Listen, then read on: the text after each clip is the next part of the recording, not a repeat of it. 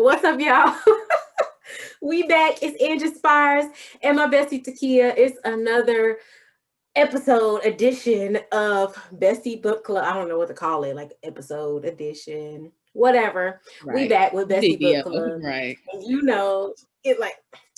we're reading this book, Becoming Myself by Stasi Eldredge. Now in these last few weeks, we've been keeping reminding y'all like we literally have one more chapter after this, and that's super exciting that we've gotten this far in the book. Right. So first of all, if you've been following along this long, give us a like because we thank you for being on this journey with us of becoming. And also go ahead and comment and let us know. Hey, if you've been hanging around for this long, throw it in the comments. Let us know. Like, hey, I'm with you. Just say, hey, I'm with you. And we'll know what you say. And we'll definitely have to connect with you and get your thoughts on, your thoughts on the book and, your process of becoming. But anyway, so this week we are on chapter 13 of Becoming Myself. That's surreal. This is my cheeks really hurt because I'm like cheesing mad hard. It's exciting. Like we made it. Like we're here. Oh gosh. But we're on chapter 13. It's entitled Becoming Our True Name. And you've probably noticed this is what the third one where it's like becoming, it's literally getting a little specific now on like becoming a woman of faith, becoming a woman of worship. And now we're on becoming our true name. And so we're getting into identity at this point, and I'm excited about that because that's who we are. Our identity is who we are. And I think a lot of times, just based off the title of this, it makes me think about how if we have to learn about our true name, it makes you think like, okay, well, what is my identity based in now? Like, is my identity now not based in truth? You know what I'm saying? Like if she used that terminology, true name, what is my name now? And so I'm excited to get into this discussion on this chapter personally, because I think it's just gonna be some revelation on our true identity as Christ followers and like who God says we are, and really being able to begin walking in that. If we hadn't already been walking in that before, like this conversation should be the open door to walking into becoming our true name, who God has called us. You see how I did that? Becoming who God has called us to be. So let's get right into it. Sister Stasi, Stasi. My favorite, I'm gonna skip like the little intro story, but stolen identity is a subtitle that she uses, and I was like, "What we about to be talking about fraud? Like, what's going on, Sister Stasi? Stolen identity." But she is essentially, she uses this story about a like Welsh or British person, whose name like was a princess, right? Or she was supposed to be like the heir after her father got killed by. Got captured. Yeah. Yeah. She got captured, and they changed her name to was it Welsh? Lillian. Gwynlillian. Yeah, I was like, she literally was like, I don't know how to say it correctly. I'm like, well, we don't either. But basically, her identity was taken.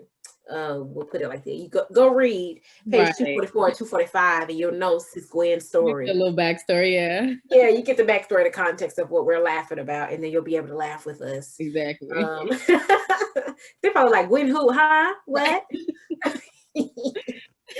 But just go read chapter 13. She was a princess who, like you say, got her identity stolen by these capturers of a different country. Yeah, I think it was a different country. Right. Yeah. But yeah, the moral of the story is her identity was stolen from her. What she was born to be royalty. She was captured and put in a place where she didn't belong based on where she had come from. Yeah. And so Stasi used this story to remind us of how, as children of Christ, as daughters of Christ, daughters and sons of a king, we consider God to be the King of Kings, right? Jesus, the King of Kings, the Lord of Lords. Yep. As heirs to that, we are royalty. Mm-hmm. But being in the culture and the world that we live in, we tend to forget that, because we're not treated as such and we don't see ourselves as such. And so Stacey uses this story as a reminder of who we are. And so, yeah, she gives us three points of identity, Mm-hmm. that we should relate to. Number one, you are the daughter of the king, and if it's any males watching, you are the son of the king, a child of the king, Yeah, right? pretty much. Yep. Second, you are the bride of Christ, and that's not really gender based. God calls the church the bride of Christ, Mm-hmm. right? And then third, we are the friend of Jesus, the ally or friend Yeah, of the ally Jesus. friend. Yep.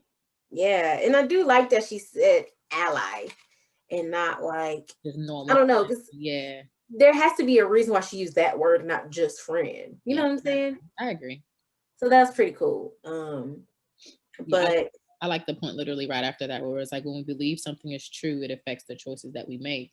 And just taking it back to the story, or just taking it back to any instance in our lives, and when we don't feel like we're adequate enough, or we are good enough, or in our heads or whatever. But like literally, it's saying like when we believe something is true, it clearly affects you going forward. Like if I believe that I can't do anything, then of course I'm gonna feel like I can't do it. Yeah, like I was literally struggling with that today. I was like, because I was trying to get into like figuring out like resin stuff. Um, okay.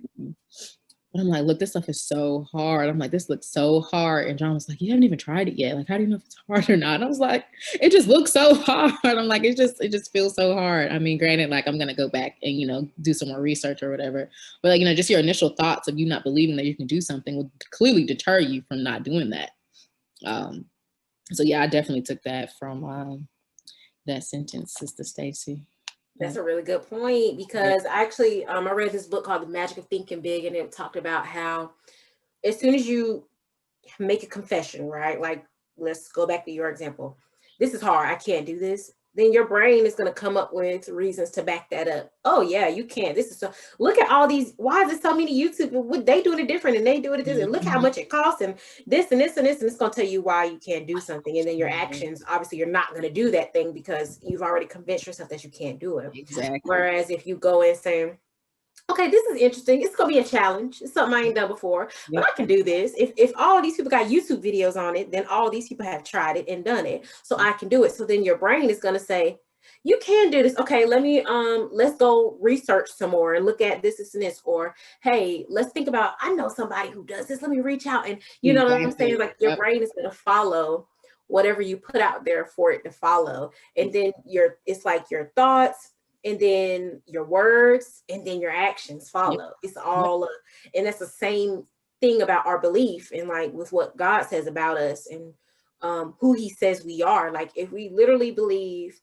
hey, just like, okay, this week how I've been studying Romans 8:37 about we are more than conquerors. We have overwhelming victory through Christ who loved us, right? I've been confessing that, okay, I already got victory, cool, right? And then my thoughts are, as I continue to break this down every day, it's like, wow, this is so like, if Jesus already won the victory for me, then there's nothing I have to do to win. Like I already have won. I don't have to do anything to win except be able to see the victory that Right. God has already won for me. And so then my actions, as I think about that and confess that and share that, then my actions become like getting on work today. You know what? It doesn't matter how busy the day is. It doesn't matter what is thrown at me. I'm going to look for the victory, because if God said I already had it, like I'm going to take him at his word here. I'm going to take him Mhm. at his word and believe that if he says I have overwhelming victory, like that the victory overpowers whatever the challenge is, then okay, bet. Then that means I'm going to have challenges, but I can choose to see the victory in those things. And it's changed the whole trajectory of my day. Right. And I can see when I don't do that, how my How you days take go. it. Yeah. Yep. I start the day with, oh, it's gonna be a busy day. It's gonna be. Then my days are busy and I'm stressed and I'm tired. Yep. Whereas today Really it's nothing been to think about. The exactly stress like of that. Yep. so. If we could just put that same energy towards our identity, like, hey, God says I'm his daughter. If I'm the daughter of a king, then you better treat me like some royalty. You better come correct. You better come, period. And I'm gonna treat myself like royalty, Right. right? Walking around knowing that I know what I know and I am who God said I am, having that Exactly. confidence. So Exactly. Yeah, that's good. That's good. good stuff. Oh yes, that's good. That's good. Ooh. Another part, so page 248. Um, she talks about the story of the girl she met. I want to say maybe it was at a book signing or some type of retreat or something like that. Oh yes, And yes. Oh, and then she also talks about the within the Indian culture too.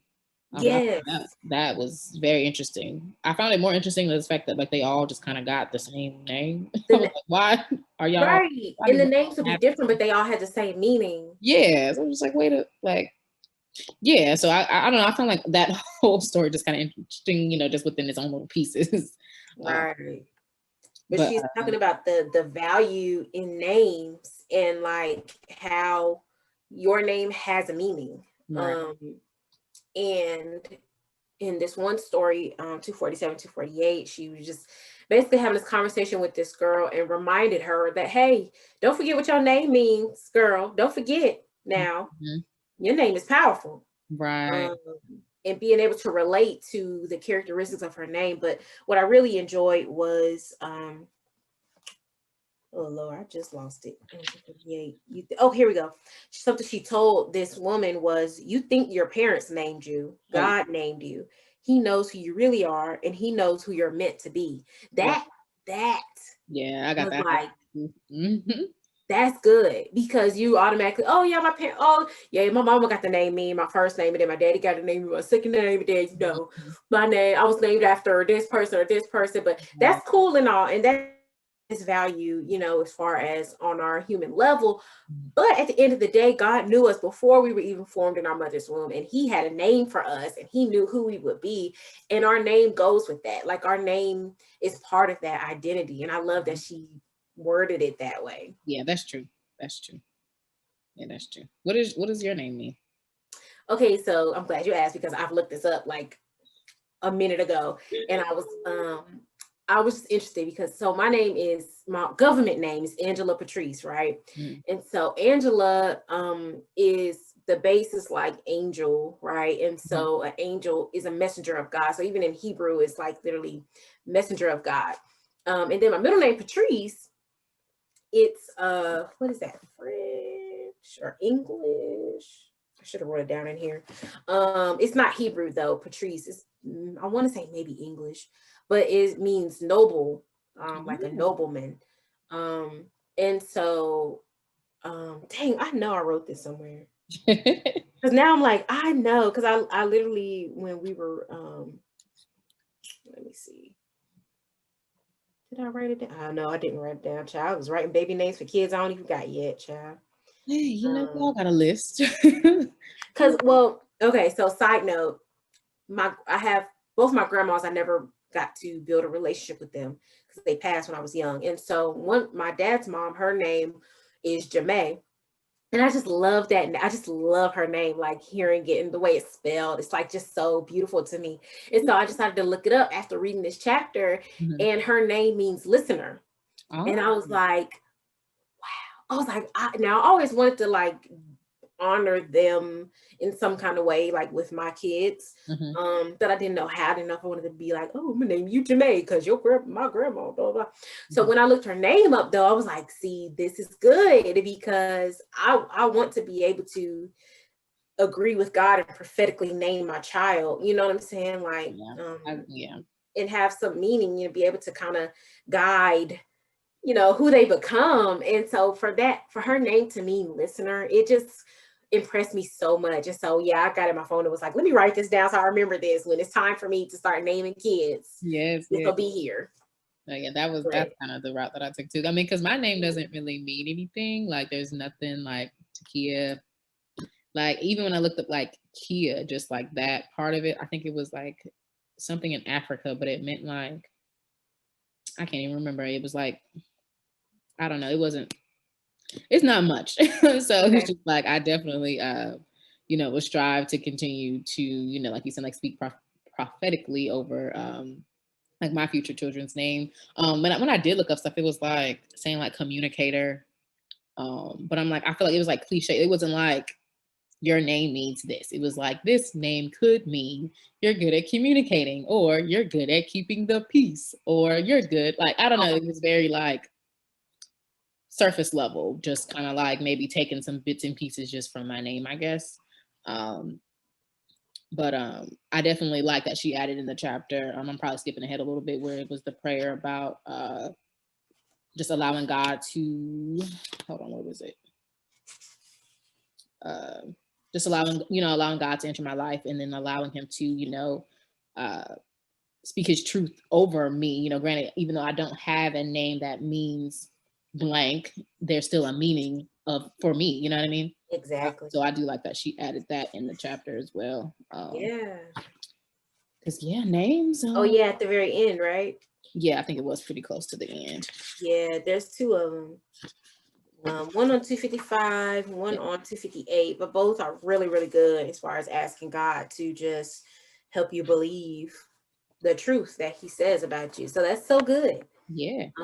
So good. And I'm glad that she talks about this. One tip, if you're gonna look up your name, for the people who watching, try to find, like the origin of your name. Like it might not be your exact name. Because there's different variations and things, but since we're like English and a lot of biblical stuff is like Hebrew or Greek, so try to look up origins, because you can get misled by sites that are just giving you like just blanket information. Try to look for some root information, look in origins. Yeah, try to find, like, you can search up, biblical meanings. It'll probably lead you towards Hebrew or Greek. And that's where you want to lean, because you don't want to go into some stuff that ain't based in God. So use wisdom and discernment there, but that's just a tip that's been helpful to me. Because one time, one of the communities I'm in, we were talking about this as far as like what our names mean, and somebody had shared a link that was like kind of went into like a lot of astrology and like numerology and all this, the ologies. I kept saying, I'm like, no, I don't want an acronym of T means this, that means that. I'm like, no, that ain't what I want. No, so yeah, I want a little bit of historical meat, but anyway, so let's see. I think there was one last thing in my notes. Lord, I done just closed the whole notes. Oh, it says what you call yourself affects the ability to become who you are meant to be. Yes. I'm not sure what okay, boom. Yes. What you call yourself affects your ability to become who. So positive self-talk, right? Like, you need to be mindful of what the words you use to describe yourself. Yep. Don't call yourself like, if there's things you don't want to be, don't call yourself. Oh my gosh, I'm so lazy today. No. Yeah. No. Yeah. Because just like we talked about earlier, like, no. your thoughts come, your thoughts, and then your words, and then your actions will follow. Okay, so call yourself what God has already called you. I am victorious. You know what? I am an overcomer. You know what? I am generous. You might be broke right now. That's the situation you're in. But hey, I'm generous. God has already called me to be generous. So I will become generous. And so it doesn't matter what your circumstance is. Your brain and your actions will lead you towards ways to help you become more generous. God will continue to provide things for you, resources for you to be able to be generous. And it doesn't even have to be monetary. You could be generous in your time and your gifts and your talents. I was just about to say that. Yep. Yeah. And so money. It doesn't have to be money. And so don't limit yourself by the words that you say and by the things that you call yourself. Let's speak highly of ourselves as daughters and sons of the King. Let's let our words match up with that, so that our actions will match up with that. Exactly. That's a big deal. Yeah. As far as your identity. I think one of my favorite parts, we kind of talked about, do you know what your given name means? But on page 255, she talks about who you become, and she was talking about having to rename some things. Yes, yes. And I love that there's many things we need to rename in our lives. She talked about how she would complain about stuff. Her husband said, rename it, call it good. Don't be sitting here and think about the bad already. Rename it and make it good. And we have the power to do that. Even if, like you talked about, oh, I might not know the specific meaning of my name, but I know God calls it good. I know God has a plan and God has a name for me. Yes. And that's a great way to rename you and your identity. Mm-hmm. I don't care what my name means. It might not mean anything, but God has a name for me. Right. It probably And does. it has some value. But I do feel like it still has value. Like I know and I believe that it still has value. Like I'm valuable. Like I know, like you're saying, like I knew actually, like I think I was named after someone else in my family. Like honestly, like both cousins, like I have like one of my cousins, I pretty much have her name, and then like my middle name is pretty much my cousin's middle name. So it's just like I know where my name came from, but it's just like where the, like I believe the meaning behind it. That's why I said like I'm gonna use the prayer that she has, so I could just be have that in my head as far as like that meaning versus like just saying like, oh yeah, like you said, like I don't have a meaning of my name, or I can't find anything, or it's hoopla that I found on the internet. Yeah. I shouldn't have said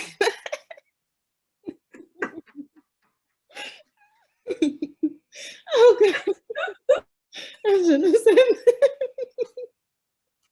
Oh god, this is like SpongeBob's biggest fan over here, man. Should not have said that. Okay. Oh gosh, I should not have said that. He just popped into those random moments. Okay. Ooh, but I really meant just the adjective to that, or what is it? No, I'm sorry, a synonym. Because oh man. Oh. but yeah, Okay. I still believe that I have a meaning to my name. Well, essentially just to my life. Ooh, y'all. Yeah, and God has already defined it, and it's up to us to ask him for that revelation because it already exists. It's not like God has to come up with who you are. God already knows everything about us and who we are, the person he wants us to be. He knows our gifts, he knows our personalities, he knows all of those things. And literally no matter what your actual name is, God has a name for you. Exactly. And I think that's important. As far as like things that need to be renamed, I really did want to take a little moment to kind of talk about that, because I know there's some things that I have called dead, or that I have called, dumb, or like things that I have minimized that I need to rename. And I know one is like work. Okay. So like work is one of the things, it's hit or miss with me. Like being in the position where I know I don't want to do it forever, I catch myself using words that don't acknowledge the fact that, well, God still put me here and God has me here for a reason, and this is still valuable. Right. It's just not my end all be all, right? And so as I was reading this, I was reminded of like, well, hold up. This job is not bad. It's not trash. It's not stupid. It's not dumb. This job is a vehicle for you. This is a vehicle for you to be able to get to the place that God wants you to be. Like, the work God has done through this job, through you.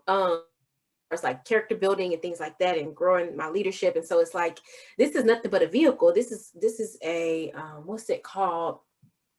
Lord, incubator. This is an incubator. This is growing me. This is a place where I am undercover, where he's growing me before I can get to the place where I see myself being. Exactly. And so I had to rename that thing. Like, nope, this is not a bad place. I'm gonna do my work and I'm gonna do it well, because this still has value. Mm-hmm. It's not trash. Like, I'm blessed to have this job, actually. Like, Right. we rename that thing. And it's going to change the way I do my work. It's going to change the way I look at my coworkers. It's going to change the way, I view myself, even still working this job. Like, I'm not going to, I'm going to have grace on myself, because I'm like, this is a speed bump in the journey. Yep. That's it. Like it's a vehicle to get me where I know God has called me to be. And so Exactly. um I Sorry, love I was that you trying to pull up mentioned my devotional today. I actually talked about, working to please God and not people. I had highlighted the which one did I do? The Romans 12, it. Mm-hmm. 11. Sorry, my eyesight, y'all. Just never be lazy, but work hard and serve the Lord enthusiastically. So it's like, with you saying that, um, oh, sorry, I'm still a little weak. But with you saying that, I just feel like it's like one of those things, like when you realize that that's kind of your goal is just literally to kind of like essentially please God, work for God, work through these things because of God. Like I feel like that's when you'll then realize your realization. Exactly. You know what I'm saying? So I Right. like that. Yeah. How to get a That's good good. little fact check. It's another perspective. Like I'm Yeah, not doing this for these people. So exactly. Yep. this is not about just getting my paycheck. Like it's bigger than that. God is bigger than Like you said, it's an incubator, like essentially to get to your next step. Um, yeah. yes, that's good. Yeah. I don't. I feel like I need to rename at this very point in my life. I need to rename school because when I tell you, it's like I don't go into it with like I feel like I don't go into it thinking that it's bad. I don't go into it thinking that like, oh, this isn't for me, blah blah blah. But it's like I just feel like I'm just so heavily focused on the end goal, where it's like it just feels like the steps are pointless. So it's like I don't know what that's called, but that's where I am right now. Like I am grateful, don't get me wrong. Like I pray to God all the time. Like, a lot of people um, could be in the situation, can I be in the situation? Like I said, I'm grateful, God, this that you have taken me through this path of the journey. But I guess I'm just so focused on the end where it's just the steps just don't make sense right now. But Yeah. again, I'm still, praying and allowing God to make my steps, clear for me. And I just need to rename. I don't want to say rename, but I guess essentially it would be renamed. But I just need to rename my journey because Yeah. like it's not something that I wouldn't be in if I didn't need to be in it. But Mm. it just feels it feels yes, like yeah, like a little but I'm definitely working on that. So I just need to rename it, just saying like, I'm here for a reason. Things are happening, the way they're happening, and essentially my end goal is just going to seem bigger and brighter when I get there. So yeah, that's kind of where I am right now. Yeah, just being completely real and honest. Yeah, that's good. And I always like to say, like, when we're able to acknowledge this, oh man, oh gosh, what scripture is that? I know it's in Corinthians. Paul talks about the thorn in his side, right? He has this thing that he needs to rename, but he says, every time he asks God to remove the thing, God says, my grace is sufficient, and um my strength is perfect in your weaknesses. And so something I love about that is that you have to be able to acknowledge a weakness. You have to be able to acknowledge what you need to rename in order for God to step in and show his strength in that area. So every time we get on here and talk about, well, I'm struggling with this, or I'm dealing with this and I need to do this, like we're acknowledging our weaknesses and giving God the room to be able to show us his strength and his power. Exactly. His power is made perfect in our weaknesses. So now that we've acknowledged that, we'll be able to keep our eyes open to see where his power is being made perfect, where he's stepping in and making things clear, where he's helping us to rename things, where our mindset is Mhm. beginning to change on That's so things. true. Yeah, and so that's really good. Like I commend us for being able to get on here and just be like, Exactly. this is something I need to rename. Like God hears that, right? And us doing this is our acknowledgement that we need him to help us in those areas. So Yep. for you guys who are watching, Yeah, right. help me. Help. Help. For y'all who are watching, like answer that question too. Like you don't have to put it in the comment, but talk to God about what is it something that you need to rename? Like what is it that you're mislabeling right now? You've put a negative name on it that doesn't align with the word of God, like Right. what God says it is. Because one thing we have to remember is that we know that he knows the plans for us. Yep. Their plans to prosper us, to give us a hope in the future, not for chaos or disaster. Mm-hmm. And so if you're putting a name on it that's chaos or disaster, that doesn't line up with the plan that God has for you. So you need to make sure that you're naming things, names that align with what the word of God has said and what God's will is for you. Um, and so that also reminds me of Romans 12 too, like, be transformed by the renewing of your mind, because then it goes on to say, like, then you will know the will of God. Like, as your mind is renewed, you'll be able to know what the perfect will of God is. Exactly. And Exactly. so be careful about what you name things. Yeah. Literally, that's it. Ask God to reveal the true identity of you, yourself, the things that you're in right now, like the situations you're in. Ask God to reveal the true identity of all those things, because He's the truth. Like, He is the truth. So yeah, for you at home who are watching, just be sure you are mindful about what you name things, okay? Invite God into the conversation and help Him to show your true identity. And take some time just thinking about that. Like, and also, like what we talked about earlier, like, look up what your name means, because it might line up with who you already are, who you're becoming. And if it doesn't, that's okay. God will reveal the true you. A couple references. Make sure, I mean, not make sure, but be sure to read on page 255 and 258. Stacey gives us some prayers to pray if identity is something that you want to invite God into your true identity. But yeah, like, let your name line up with the word, what God said, because God said we are sons and daughters. God said we are friends of Jesus. And God said, what was the third one? It was sons and daughters. Oh, the bride of Christ. Yep. So all of those say that we matter to God. And so you need to make sure that what you name things lines up with that. And the way you think about things, the way you act should line up with the name that God has given us. So go read chapter 13 of Becoming Myself. Learn how we are becoming our true name. And I'm excited to hear more. Like, as we have already discussed this, I'm excited to see just in our lives, like, how this comes to life more in our own lives. But thank y'all for watching. Make sure you like, if you watch this far, make sure you comment. Tell us if you know what your name means. Like, tell us what your name means if you know. And what the origins were. Like, is it Hebrew, is it Greek, is it Spanish, is it French? Like, what is your name? Where does your name come from? If you're named after somebody else, like, let us know that, because that matters. And also make sure you are subscribed, because we're finishing up the book, but that don't mean we're done with Bestie Book Club. Okay. This is only the beginning. Come on, in Jesus' name. But thank y'all for watching. We will see you next time as we close up in chapter 14. Be sure you're here, because we got something special for you. But yeah, until then, be careful how you name things, all right? But all right, peace, y'all.